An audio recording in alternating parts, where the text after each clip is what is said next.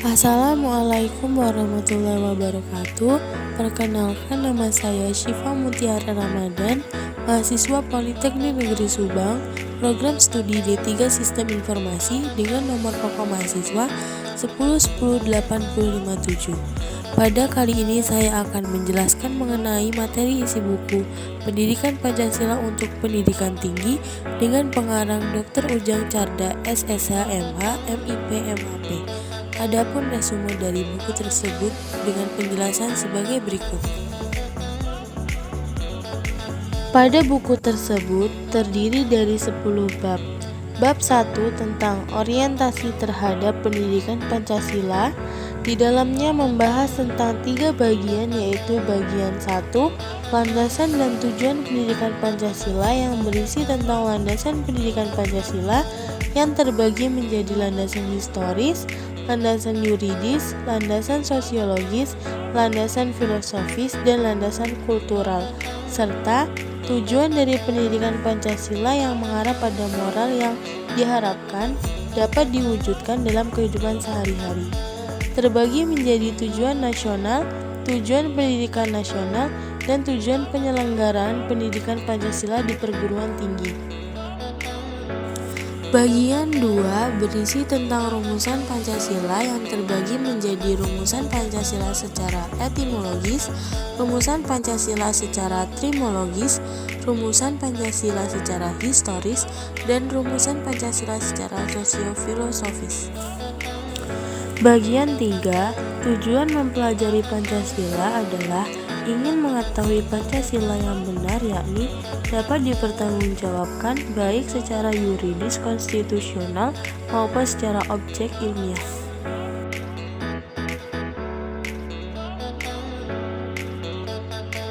Pada bab 2 membahas tentang memahami sejarah Pancasila sebagai lambang negara Indonesia. Di dalamnya membahas tentang 3 bagian, yaitu bagian A, Pancasila dalam sejarah bangsa Indonesia, yang dibagi menjadi Pancasila Prakemerdekaan, Pancasila Era Kemerdekaan, Pancasila Era Orde Lama, Pancasila Era Orde Baru, Pancasila Era Reformasi. B. Pancasila sebagai lambang negara Indonesia dibagi menjadi sejarah lambang negara, pengertian lambang negara, bentuk lambang negara, penggunaan lambang negara, larangan penggunaan lambang negara. Bagian C, memahami Pancasila sebagai lambang negara Indonesia dari putusan Mahkamah Konstitusi nomor 4/PUU/X/2012. Di dalamnya membahas tentang 1. Pokok penjara, 2. Pendapat ahli, 3. Pendapat Mahkamah Konstitusi, 4. Putusan Mahkamah Konstitusi. Pada bab 3 membahas tentang memahami Pancasila sebagai sistem filsafat. Di dalamnya membahas tentang 4 bagian, yaitu bagian pertama, pengertian filsafat, kedua, pengertian Pancasila sebagai sistem filsafat yang terbagi menjadi 1. Pancasila sebagai jati diri bangsa Indonesia, 2. Susunan kesatuan sila-sila Pancasila yang bersifat organis, 3. Susunan Pancasila yang bersifat hierarki dan berbentuk piramidal. Bagian 3, konsep dasar Pancasila, dan bagian 4, landasan filsafat Pancasila yang terbagi ke dalam 1.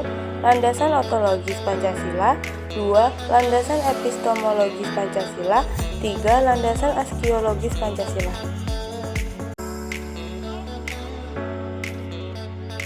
Pada bab 4 membahas tentang memahami Pancasila sebagai sistem nilai, etika, dan norma. Di dalamnya membahas tentang 2 bagian, yaitu bagian 1, pengertian nilai, etika, dan norma, yang terbagi menjadi 1. Pengertian nilai, 2. Pengertian etika, 3. Pengertian norma, 4. Hubungan nilai, norma, dan moral, serta 5. Hubungan nilai, norma, dan sanksi. Bagian 2, Pancasila sebagai nilai dasar fundamental bagi bangsa dan negara. Bab 5 membahas tentang memahami muatan sila-sila dalam Pancasila. Di dalamnya membahas tentang 3 bagian, yaitu bagian 1, Hakikat nilai-nilai yang terkandung dalam Pancasila. Bagian 2, isi arti materi muatan sila-sila dalam Pancasila yang terbagi menjadi 1. Muatan sila ketuhanan yang Maha Esa. 2. Muatan sila kemanusiaan yang adil dan beradab. 3. Muatan sila persatuan Indonesia. 4. Muatan sila kerakyatan yang dipimpin oleh hikmat dalam permusyawaratan perwakilan. Dan 5. Muatan sila keadilan sosial bagi seluruh rakyat Indonesia. Dan bagian 3, refleksi nilai-nilai keislaman dalam Pancasila terbagi menjadi 1. Korelasi Pancasila dengan agama. 2. Refleksi nilai-nilai keislaman dalam materi muatan sila-sila Pancasila. Pada bab 6 membahas tentang memahami Pancasila sebagai ideologi bangsa dan negara. Di dalamnya membahas tentang 5 bagian, yaitu bagian A, pengertian ideologi, bagian B, makna ideologi bagi bangsa Indonesia, bagian C, perbandingan ideologi Pancasila dengan ideologi lain, terbagi menjadi 1. Ideologi Pancasila, 2. Ideologi liberalisme, 3. Ideologi konservatif, 4. Ideologi sosialisme komunisme, 5. Ideologi fasisme. Bagian D, kedudukan dan fungsi Pancasila dalam tata kehidupan bangsa Indonesia yang terbagi ke dalam 1. Pancasila sebagai jiwa bangsa Indonesia. 2. Pancasila sebagai kepribadian bangsa Indonesia. 3. Pancasila sebagai pandangan hidup bangsa Indonesia. 4. Pancasila sebagai ideologi bangsa dan negara Indonesia. 5. Pancasila sebagai dasar negara Republik Indonesia. Bagian E, memahami makna Pancasila sebagai ideologi negara dari putusan Mahkamah Konstitusi nomor 100 /PUU /XI 2013 terbagi menjadi 1.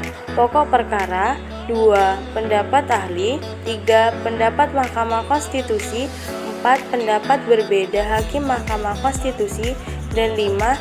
Putusan Mahkamah Konstitusi. Bab 7 membahas tentang memahami demokrasi Pancasila. Di dalamnya membahas tentang 2 bagian. Bagian A, perkembangan demokrasi di Indonesia. Bagian B, konsepsi demokrasi terbagi menjadi 1. Pengertian demokrasi Pancasila. 2. Prinsip-prinsip demokrasi Pancasila. 3. Penerapan demokrasi Pancasila di Indonesia. Bab 8 membahas tentang memahami hak dan kewajiban asasi manusia dalam Pancasila. Di dalamnya membahas tentang 4 bagian.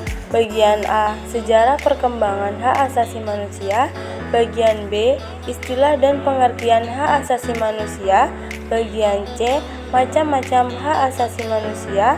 Bagian D, pemahaman hak dan kewajiban asasi manusia dalam Pancasila. Bab 9 membahas tentang memahami Pancasila dalam sistem ketatanegaraan Indonesia. Di dalamnya membahas tentang 7 bagian. Bagian A, isi arti Pancasila dalam pembukaan Undang-Undang Dasar 1945. Bagian B, isi arti Pancasila dalam pasal Undang-Undang Dasar 1945. Bagian C, kedudukan pembukaan Undang-Undang Dasar 1945. Bagian D, hubungan antara pembukaan dengan pasal-pasal dalam Undang-Undang Dasar 1945. Bagian E, hubungan antara pembukaan Undang-Undang Dasar 1945 dengan Proklamasi 17 Agustus 1945. Bagian F, perubahan Undang-Undang Dasar 1945. Bagian G, struktur ketatanegaraan Indonesia setelah perubahan Undang-Undang Dasar 1945. Bab 10 membahas tentang refleksi Pancasila sebagai paradigma reformasi dalam kehidupan bermasyarakat, berbangsa, dan bernegara. Di dalamnya membahas 5 bagian. Bagian pertama, pengertian paradigma.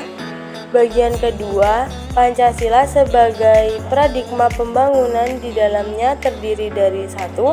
Pancasila sebagai paradigma pengembangan iptek. 2. Pancasila sebagai paradigma pembangunan politik, ekonomi, sosial, budaya, pertahanan, keamanan, dan kehidupan beragama. Bagian 3, Pancasila sebagai paradigma reformasi. Bagian 4, Pancasila dalam paradigma kehidupan kampus. Bagian 5. Eksistensi Pancasila sebagai paradigma pembangunan di era globalisasi.